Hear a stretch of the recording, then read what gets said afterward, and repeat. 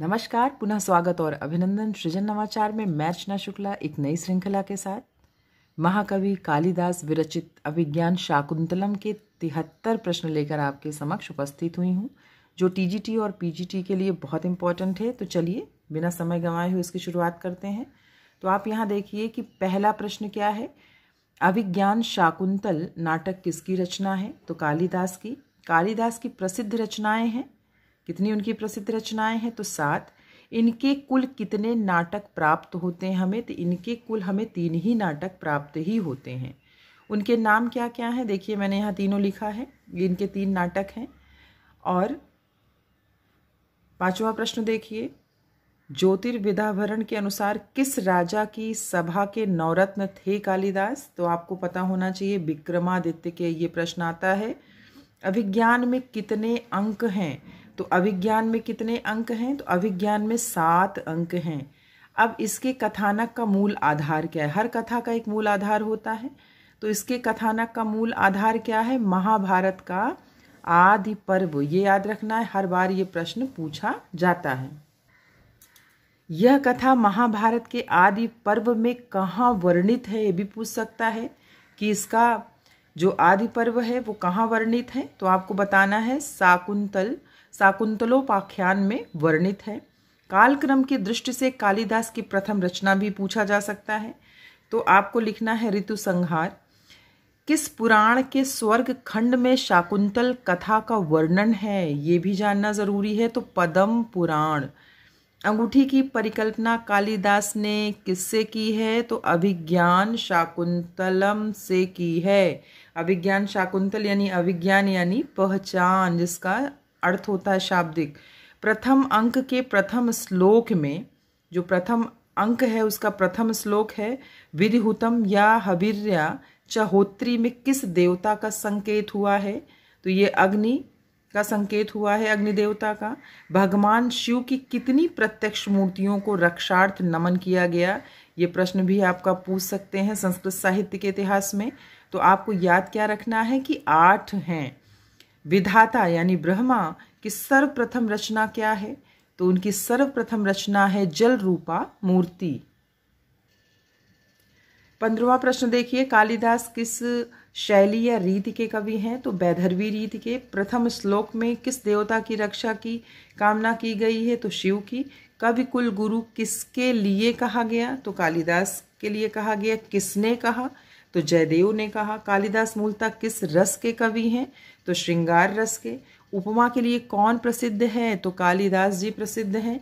दीपशिखा की उपमा किसने दी है? तो कालिदास जी ने दी है। किस भाव के कवि हैं कालिदास? ये बहुत प्रश्न आता है। तो ललित भाव के। किस भाव के हैं? ललित भाव के हैं। तो देखिए 24वां प्रश्न क्या है, नाटक किसके 10 भेदों के अंतर्गत आता है? तो रूपक के अंतर्गत आता है। नाट्य शास्त्र के प्रणेता कौन है? भरत मुनि हैं। अभिज्ञान का कौन सा अंग सर्वोत्कृष्ट है? तो सबको मालूम है कि चतुर्थ अंक है। नाटक का प्रारंभ एवं अंत दोनों किस रस से होता है? तो संभोग श्रृंगार से होता है। विदाई के समय किस रस की व्यंजना हुई? तो सबको पता है करुण रस की। नायक कौन है? दुष्यंत। किस कोटि के नायक हैं दुष्यंत? ये बहुत प्रश्न आता है, धीरोदात्त। नायिका कौन है? शकुंतला। और किस कोटि की नायिका है? जब नायक धीरोदात्त है तो नायिका मुग्धा नायिका है, ये याद रखिएगा, हमेशा आता है। 33वां प्रश्न आपका देखिए, 33 प्रश्न, शकुंतला की सखियां कौन है? तो अनुसुईया एवं प्रियंवदा, ये याद रखना है। 34 प्रश्न है, किस अंग में शकुंतला दृष्टिगोचर नहीं होती है? तो द्वितीय एवं षष्ठ अंक में नहीं दिखाई पड़ती है। प्रियंवदा एवं अनुसुईया दृष्टिगोचर कब होती हैं? प्रथम से चतुर्थ अंक में। अभिज्ञान में कितने ऋषियों का चित्रण है? याद रखना है 3 ही ऋषि हैं, कर्ण, दुर्वासा और मारीच। तपोवन आश्रम के कुलपति कौन थे? महर्षि काश्यप यानी कर्ण। महर्षि कर्ण की पत्नी का नाम गौतमी, जो इनके धर्म पिता और माता जी थे।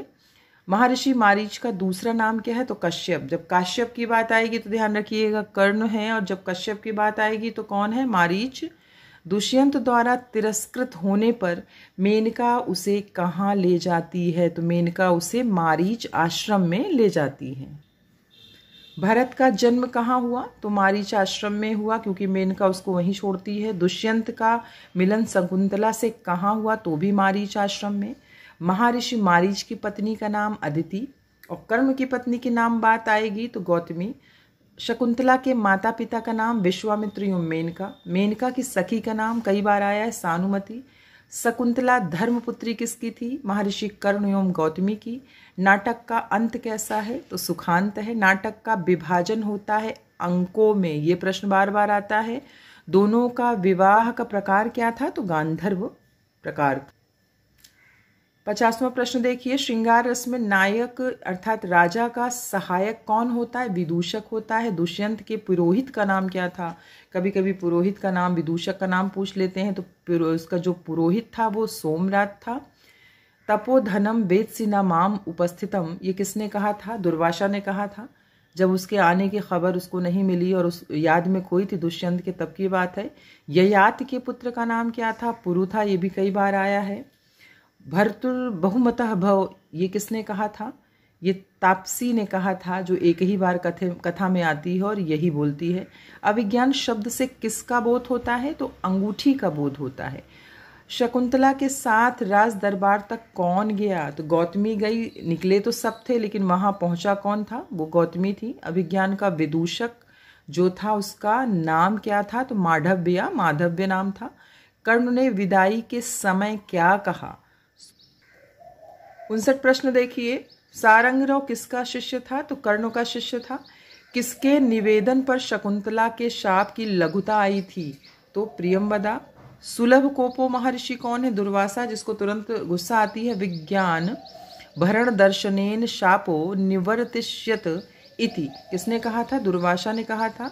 शेयम आदि शकुंतला पतिगृहम सर्वेशनु जायताम, ये किसने कहा था? कर्ण ने कहा था। अभिज्ञान कहाँ गिरा था?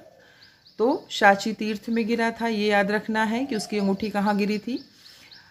सहचरम, ये कब कहा गया था? तो सहचर से विदा लेते वक्त कहा गया। 67 प्रश्न देखिए, शांतानुकूल पवनश्च शिवश्च पंथाः, ये कहाँ से आई थी आवाज? तो ये आकाश भाषित है से। अयम जनः कस्य हते समर्पितः, अनसुईया और प्रियंवदा ने कहा था। विदाई के समय किस लता का आलिंगन किया गया था? वन ज्योत्सना का। दुष्यंत की प्रथम पटरानी कौन थी? तो वासुमती थी। चतुर्थ अंक में कितने श्लोक हैं? तो याद रखिए आप, 22 श्लोक हैं। परिवृत पक्षी किसे कहा गया? तो कोयल को कहा गया। अभिज्ञान शब्द का अर्थ क्या है? तो अभिज्ञान शब्द का अर्थ पहचान है। धन्यवाद।